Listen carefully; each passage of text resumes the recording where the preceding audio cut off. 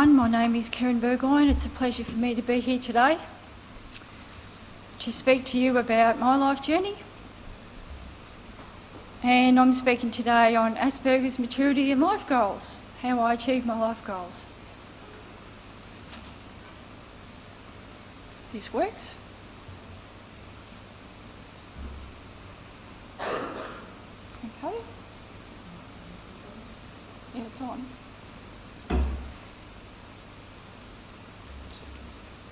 Oh, okay. Okay, so what have I done? I was diagnosed in 1998. October 1998. I went around not knowing what I had. It was quite difficult. I had a lot of difficulty with school, being teased, being humiliated, being rejected, feeling that I didn't have a place in society. But I have a lot of abilities and talents. Standing here talking to you is one example. I'm very proud of that.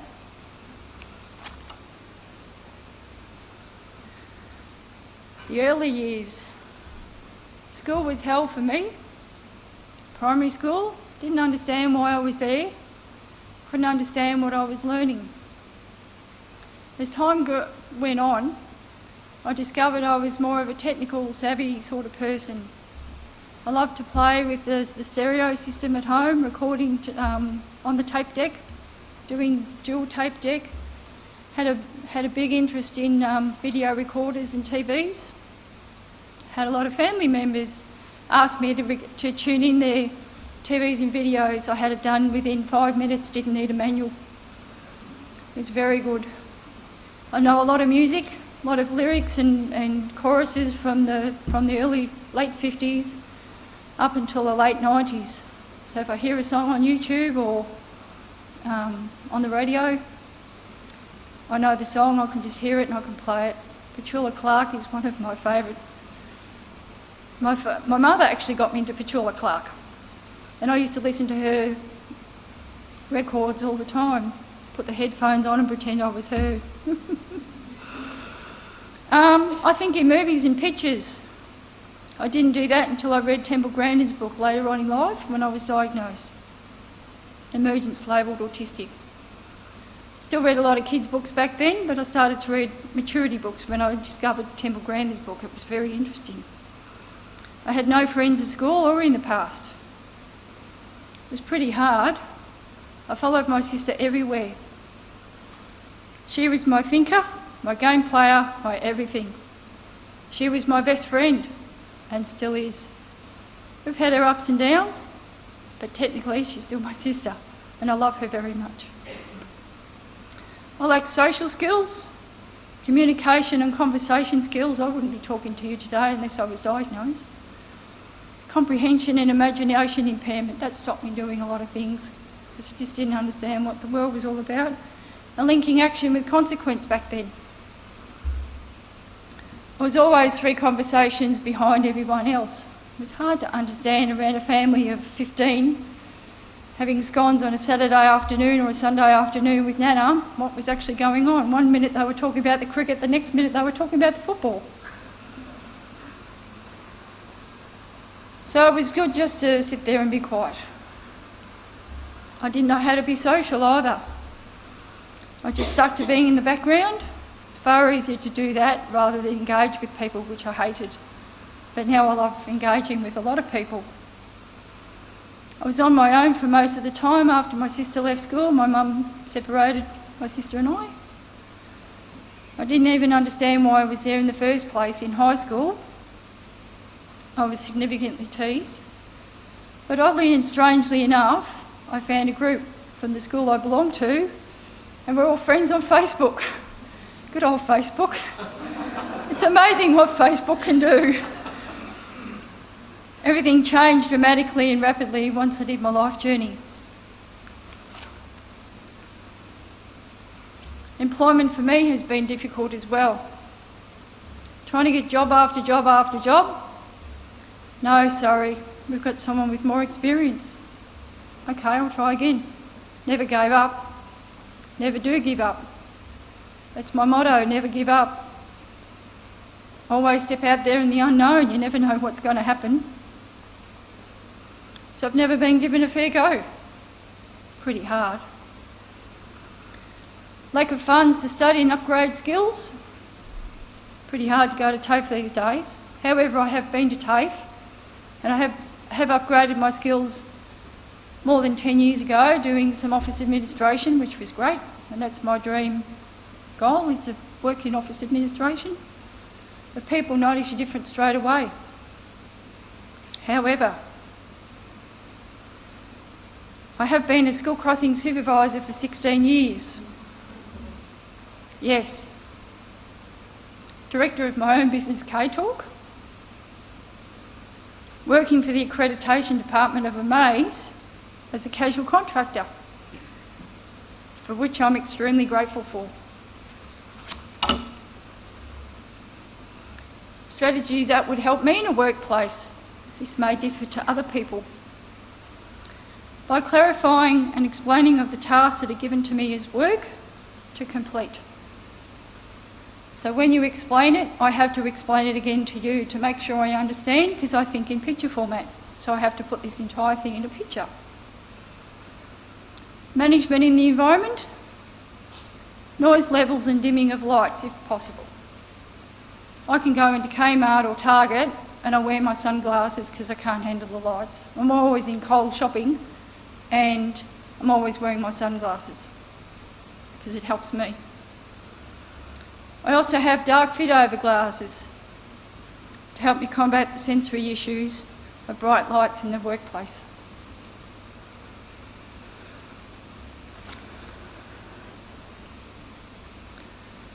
Orientation of the workplace, where different departments are, where I'll be sitting or working, where the cafe or canteen or kitchen is. And a tour of the workplace so I know where things are. The toilets, the photocopier and the manager's office. Travel training. I don't exactly need travel training because I can try and travel on public transport. My first trip on public transport was in 1984 when I went to a business college. And back then the paper tickets were only 60 cents to travel on the tram. And I think a bus ticket was $1.20. It was very cheap back then. So I do a trip via public transport, I Google it on Google. I take my car for a drive with my TomTom. So make sure everything's in place the day before I start work. I don't need a TomTom because if someone asks me where things are or needs a phone number or anything else, like an email address, just ask me. I can recite it off by heart. Meeting my new colleagues. Love to shake hands and say, hi, my name is, and you are, and I have the physical contact. Lovely to meet you. How are you today? I can do that. Prior to my diagnosis, I wouldn't do that at all. My mum has taught me to pay the bills. We all love paying bills. And being independent, so I'm self-sufficient, I can look after myself, which I love to do when I'm alone. When I'm home on my own, I like to be alone, but when I'm away with Amaze, I'm completely independent. No dramas, no worries. So give me a list of tasks to do, and again, explain it to me and I will clarify that. Routines and structure. I like to know where my breaks are, where my lunch is, where I can have my lunch and have some quiet time, where I can read a book or something. I know the boundaries and rules, but other employees with ASD may not. So they may have to be taught the boundaries and rules of a workplace. But this may apply for anyone who is seeking or is in employment for a person with ASD. Other strategies I use. Well, I'd rather stand and address a lot of people. I can't actually sit in a group situation because I'm only focusing on one person at a time. I'm not ignoring the rest of you. It's just that I can't go around the room and acknowledge every person.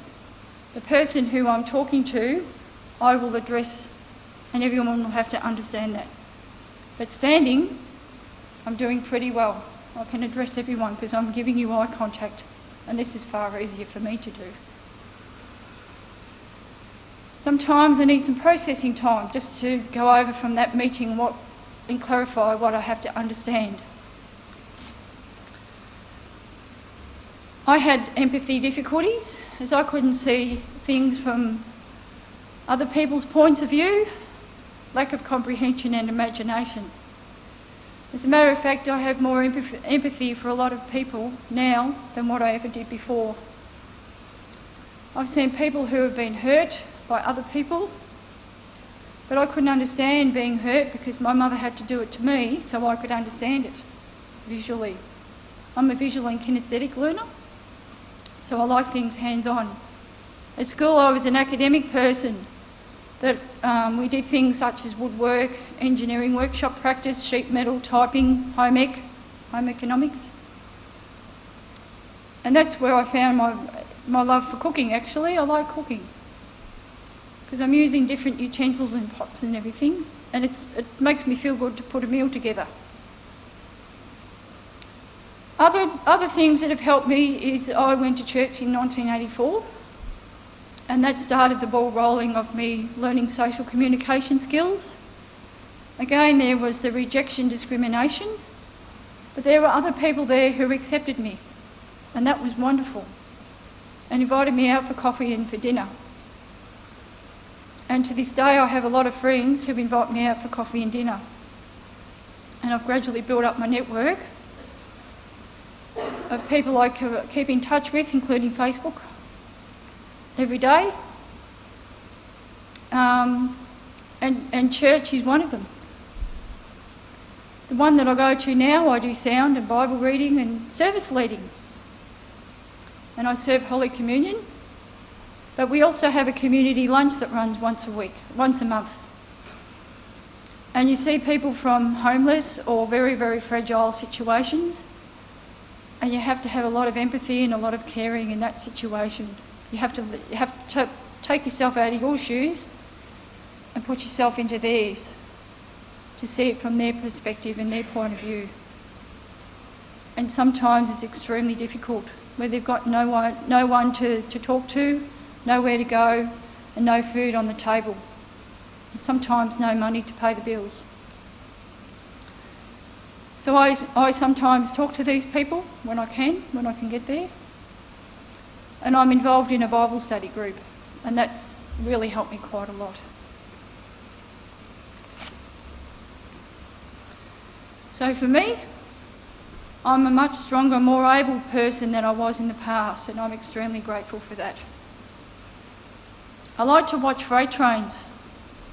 Strangely enough, but I love to watch freight trains. Saw one this morning actually while I was going from Flinders Street to Southern Cross. It gets me away from everything and helps me to reset my system. If I see half a dozen of these, I'm in my element.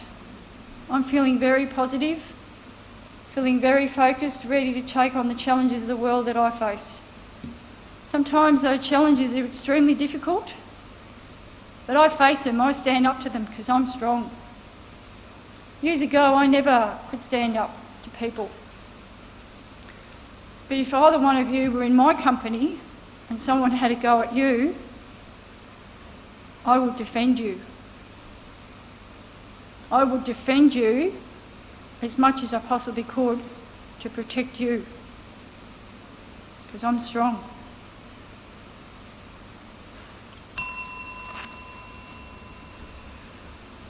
Message to organisations and employers.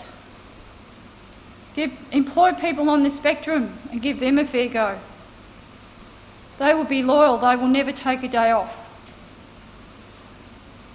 They are faithful employees.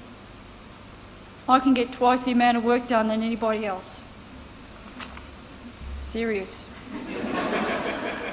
I mean it. Here are my contact details for your information. Yes, I'm on the internet.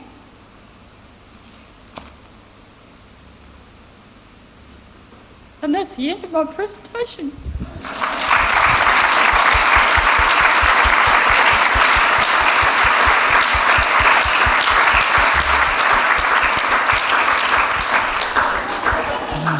That's the end of my presentation. Thank you very much. Thank you very much, Kerryn. Another very inspiring story. Thank you. Thank you. Have we got any questions? Might have managed two. I think I've stunned everybody. Give them a big shock. Oh, yes.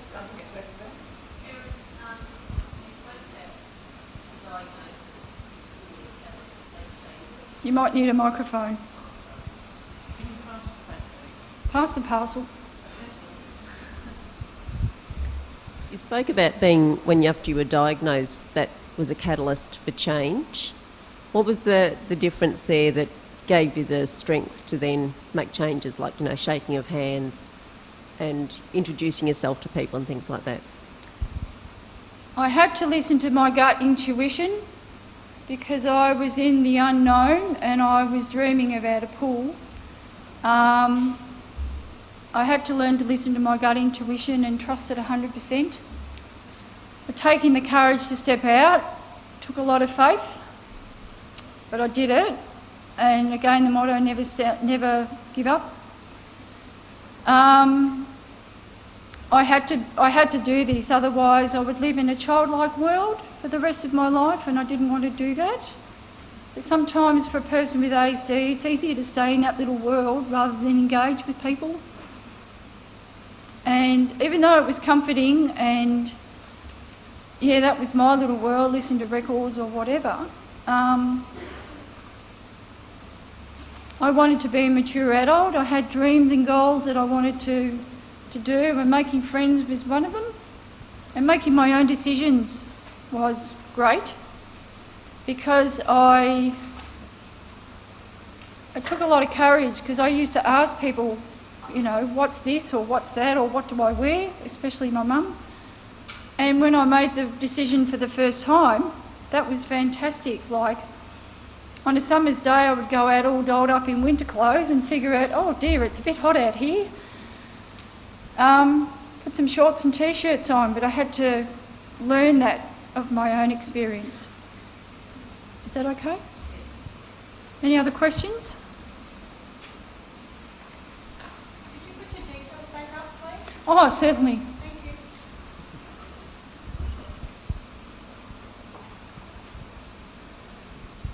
Thank you. With employment, like I used alternative strategies for finding employment, such as utilising my existing contacts, but one thing I've noticed is we tend to still expect people to do the traditional job interviews, Yeah. rather than, and it's like fitting it's not very literal, but it's like fitting a round peg in a square hole. What alternative strategies do you think employers should use to recruit people on the spectrum where the assessment's not based much on the social skills, but rather the ability to do the job? Good question. I reckon employers need to be educated first off. Educate.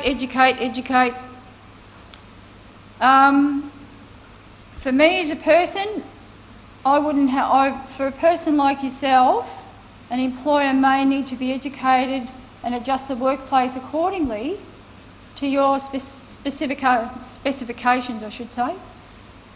But for me, they don't understand the word disability. It's like they don't want people with disabilities in the workplace, maybe because they feel ashamed, I don't know from my own experiences. But I reckon employers need to be educated first to see that people like us can do the job, and we do it better than what maybe other people, other non-Aspergers or non-people with disabilities, non-disabled people. Sorry. Temple Grandin has said that she never passed a job interview in her life, never got a job to go anywhere. She's always gone round the back door. And what she does is provide portfolios of what she can do. And she finds somebody in the company or somebody in the university that she thinks will be sympathetic and understand what she can do. And she contacts them first, so she's got someone who's going to fight her corner in the organisation. And that's how she's achieved everything. And I think for some people, we have to do that. But I agree, we ought to be educating employers and things as well. Yeah, my name's Michael, and I've been working with autism, from childhood autism to adult autism for 20 years, and I've come to a lot of these things, and I just want to say a special thank you to each and every one of you, Daniel, Scott, Tori and Kerryn, the most inspirational talks I've ever been to, and if more people could have the privilege to be exposed to this more often, we'd all be better for it.